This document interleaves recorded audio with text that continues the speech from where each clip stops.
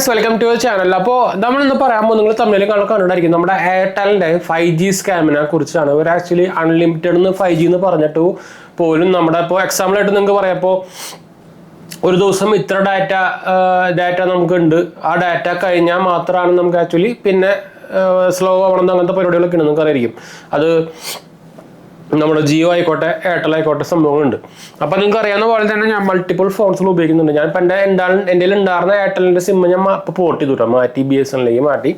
അപ്പം ഞാൻ അതിന് മുമ്പും ഈ സാധനം നോട്ടീസ് ചെയ്തിട്ടുണ്ട്. നമ്മൾ അതിന് മുമ്പ് വീഡിയോ ഇടാൻ വിചാരിച്ചിട്ട് വന്നപ്പോൾ, പക്ഷേ ഇപ്പോൾ കുറേ പേര് ചോദിച്ചിട്ടുണ്ടായിരുന്നു ഇതിനെക്കുറിച്ച് വീഡിയോ ഇടാമെന്ന് ചോദിച്ചിട്ട്. അപ്പോൾ ഞാൻ ആക്ച്വലി ഇത് ട്രൈ നോക്കിയിരുന്നു. എൻ്റെ വീട്ടിൽ അമ്മയുടെ നമ്പർ 5G ആണ്. അപ്പോൾ 5G നമ്മൾ നോർമലി റീചാർജ് ചെയ്യുന്നതാണ്. ഇപ്പോൾ ഇവർ കൊടുക്കുന്നത് 5G ആണോ? ശരിക്കും എയർടെലിൻ്റെ 5G എന്ന് പറയുന്ന സംഭവം 5G അല്ല. ശരിക്കും ഇവരുടെ നെറ്റ്വർക്കിൻ്റെ കാര്യം നോക്കിക്കഴിഞ്ഞാൽ ഇവരുടെ നോൺ സ്റ്റാൻഡ് അലോൺ നെറ്റ്വർക്ക്, അതായത് നമ്മുടെ എന്താ പറയുക 4G എൻഹാൻസ് ചെയ്തിട്ട് 5G ആക്കണ പരിപാടി ഉണ്ടല്ലോ, ആ പരിപാടിയാണ് ഇവർ ആക്ച്വലി ചെയ്തുകൊണ്ടിരിക്കുന്നത്. അതുകൊണ്ട് തന്നെ നമ്മുടെ ഡാറ്റ അൺലിമിറ്റഡ് 5G എന്ന് പറഞ്ഞാലും ശരിക്കും വർക്ക് ചെയ്തുകൊണ്ടിരിക്കുന്നത് 4G ആണ്. അപ്പോൾ നമുക്കിപ്പോൾ ഒരു ദിവസം 2 GB ഡാറ്റ അൺലിമിറ്റഡ് 5G ഉണ്ടെന്ന് വെച്ചാൽ ഒരു ദിവസം എന്താ പറയുക എക്സാമ്പിളായിട്ട് 2 GB 5 GB ഒക്കെ ഉണ്ടെന്ന് വിചാരിക്കുക എക്സാമ്പിളായിട്ട്. പക്ഷേ അത് 5G ആവണം, എന്നാലും മാത്രമാണ് അത് അൺലിമിറ്റഡ് ആവുള്ളൂ. പക്ഷേ ഈ സാധനം നമുക്ക് വർക്ക് ചെയ്തുകൊണ്ടിരിക്കുന്നത് 4Gയിലാണ്. എന്നുവെച്ചാൽ ഇവർക്ക് ഡയറക്റ്റ്ലി നെറ്റ്വർക്ക് ഇല്ല, ലിമിറ്റഡ് സ്ഥലത്ത് മാത്രം ഇവർക്ക് 5G+ സംഭവമുണ്ട്. 5G+ ആണ് ഇവരുടെ ഒറിജിനൽ 5G. അത് കുറച്ച് സ്ഥലത്ത് പോലും, ഞാൻ ആക്ച്വലി എറണാകുളത്ത് MG റോഡിൽ പോലും ഈ സാധനം 5G+ കണ്ടിട്ടില്ല.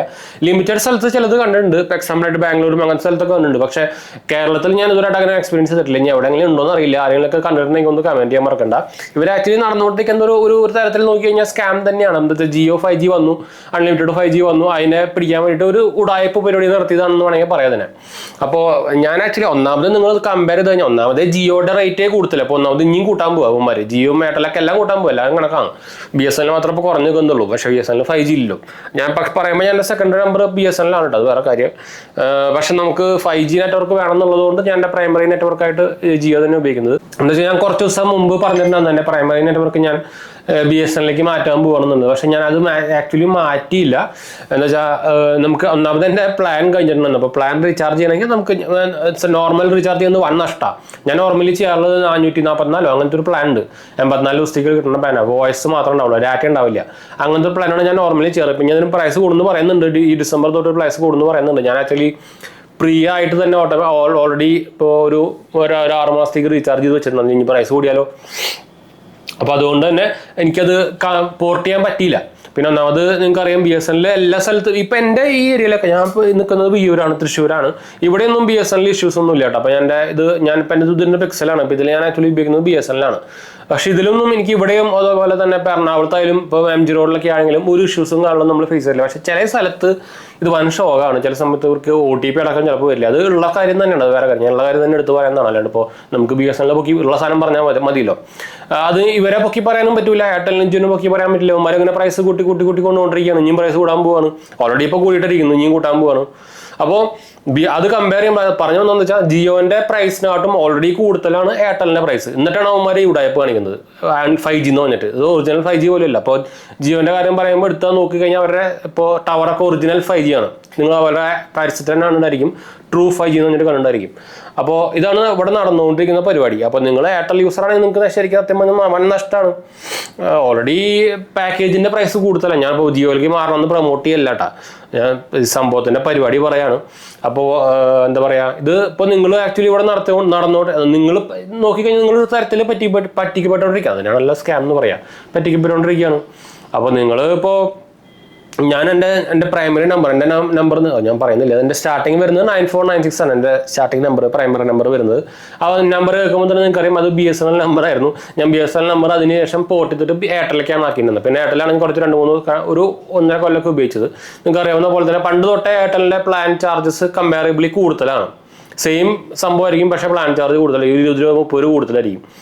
അതുകൊണ്ടാണ് ഞാൻ പിന്നെ ജിയോയിലേക്കും വരുന്നത്. അങ്ങനെയാണ് ഇപ്പോൾ എൻ്റെ ഇപ്പോൾ പ്രൈമറി നമ്പർ ജിയോ നമ്പറാണ്. എന്നുവെച്ചാൽ ശരിക്കും അത് BSNL നമ്പർ ആയിരുന്നു.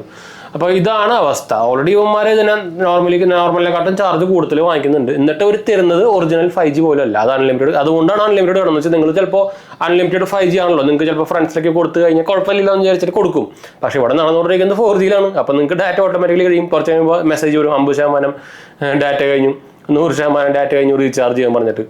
പിന്നെ ഇവരുടെ ടേംസ് ആൻഡ് കണ്ടീഷൻസ് വായിച്ചു നോക്കി കഴിഞ്ഞാൽ അതിനായിട്ടും വലിയ വിറ്റാണ്. എന്ന് വെച്ചാൽ ഇവർ ആക്ച്വലി നിങ്ങൾക്ക് ഞാൻ പറഞ്ഞല്ലോ 5G+ സംഭവം കിട്ടിക്കഴിഞ്ഞാൽ മാത്രമാണ് നിങ്ങളുടെ ഇതിൽ 5G+ എന്ന് കാണിച്ചു കഴിഞ്ഞാൽ മാത്രമാണ് നിങ്ങൾക്ക് അത് ട്രൂ 5G എന്ന് പറയുന്നത്, അതായത് ഒറിജിനൽ 5G.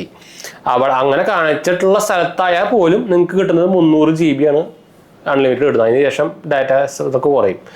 അപ്പം അതിലുണ്ട് വേറെ ടെസ്റ്റ്. 300 GB അത് പേഴ്സണൽ യൂസിന് മാത്രമേ പറ്റുള്ളൂ. ഇപ്പോൾ എക്സാമ്പിളായിട്ട് നിങ്ങൾ ഹോട്ട്സ്പോട്ട് ഇട്ട് നിങ്ങൾ തന്നെ ഹോട്ട്സ്പോട്ട് ഇട്ട് നിങ്ങളൊരു കമ്പ്യൂട്ടറിൽ ഉപയോഗിച്ച് കഴിഞ്ഞാൽ അത് അവർ കണക്കാക്കില്ല.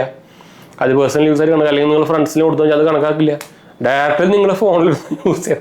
ഒരുമാതിരി ടേംസ് ആൻഡ് കണ്ടീഷൻസ്. നിങ്ങൾ ടേംസ് ആൻഡ് കണ്ടീഷൻസ് വായിച്ചു നോക്കിയിട്ടൊന്നും അറിയില്ല. അവന്മാർ ഈ ടേംസ് ആൻഡ് കണ്ടീഷൻസിൽ ഇതുപോലെ കുറേ ഉടായപ്പോൾ കുത്തിയിരിക്കും. ഈ എയർടെലിൻ്റെ കാര്യം മാത്രമല്ല പറഞ്ഞത്, ഫ്ലിപ്കാർട്ടിന് എടുത്തു കഴിഞ്ഞാലും ഒരു ടേംസ് ആൻഡ് കണ്ടീഷൻസ് വായിച്ചാൽ നമുക്ക് തലയ്ക്കുരാന്തോ അങ്ങനത്തെ സാധനം. ഒരു ടേംസ് ആൻഡ് കണ്ടീഷൻസ് അതുപോലെ തന്നെ ചെറുതായിട്ട് എഴുതുള്ളൂ.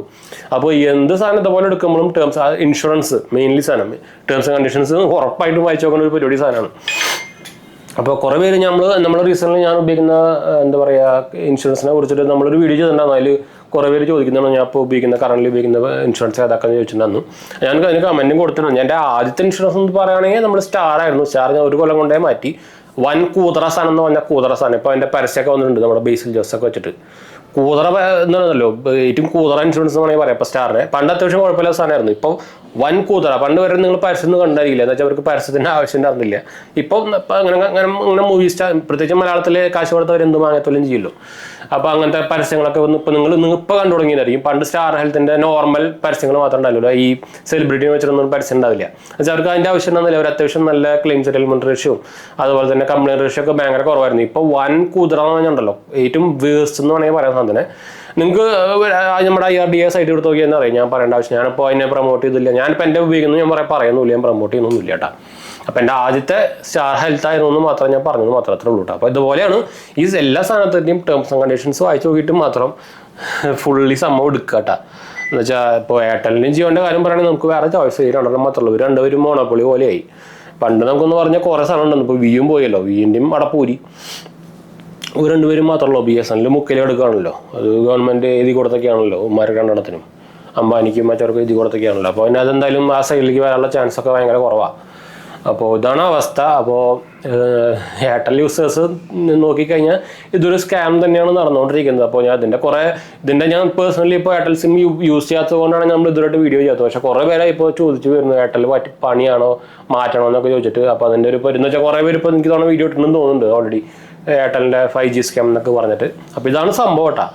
ഈ സ്കാം എന്ന് പറഞ്ഞപ്പോൾ കഴിഞ്ഞ് പറ്റി നിങ്ങൾ സ്കാമിൽ വിട്ടു അല്ലെങ്കിൽ ഫൈനാൻഷ്യൽ സ്കാമിൽ വിട്ടു അങ്ങനെ ഒരു സംഭവമല്ല. ഇതാണ് അവർ നടത്തുന്ന പരിപാടി എന്ന് പറഞ്ഞാൽ ക്ലിയറിഫൈ ചെയ്തെന്ന് മാത്രമേ ഉള്ളൂ. അപ്പോൾ ഇത് ആക്ച്വലി ഓൾറെഡി പറഞ്ഞോട്ടെ, ഇതൊരു ബ്രാൻഡിനെതിരെ എന്താ പറയുക, ദിസ് ഇസ് നോട്ട് എന്താ പറയുക ഇപ്പോൾ ഒരു ബ്രാൻഡിനെ ഡിഫെയിം ചെയ്യാനോ സംഭവം ഒന്നല്ല. It is not a defamation of any brand or any person. അത് ഞാൻ എടുത്ത് പറഞ്ഞ മാത്രം ഡിക്ലറേഷൻ മാത്രം അല്ല. എന്താ പറയുക, ഞാൻ ഓൾറെഡി നമ്മൾ ഇതിൻ്റെ ഡിസ്ക്രിപ്ഷൻ കൊടുക്കാറുണ്ട് വേറെ. ഇത് നമ്മുടെ ഒരു കസ്റ്റമർ എന്ന രീതിയിൽ നമ്മൾ പറഞ്ഞത് മാത്രമല്ല കേട്ടോ. ഒരു അവയർനെസ് അല്ലെങ്കിൽ ഒരു എന്താ പറയുക എഡ്യൂക്കേഷണൽ വീഡിയോ കണ്ടത് മാത്രം കണ്ടാൽ മതി നിങ്ങൾ. അപ്പോൾ എന്തായാലും നമുക്ക് വൈൻഡപ്പ് ചെയ്യാം. അടുത്ത വീഡിയോ കാണാം. എന്തെങ്കിലും സംശയം നൽകേണ്ട കമൻറ്റ് ചെയ്താൽ മതി. നമ്മുടെ ഇൻസ്റ്റാഗ്രാം പേജിൽ അവൈലബിൾ ആണ്. നിങ്ങൾക്ക് അതിൽ വേണമെങ്കിൽ മെസ്സേജ് ചെയ്യാൻ പേജ് കൂടെ അടിച്ചാൽ മതി. നമ്മുടെ ചാനൽ ആദ്യമായിട്ട് കണ്ടാലാണ് എൻ്റെ പേര്. ഞാനൊരു ഫൈനാൻഷ്യൽ അനലിസ്റ്റ് ആണ്. നമ്മുടെ ടെക് വെൽനസ് എക്സ്പീരിയൻസ് ആണ് ക്വാളിഫയർ വേണ്ട. അടുത്ത വീഡിയോ കാണാം.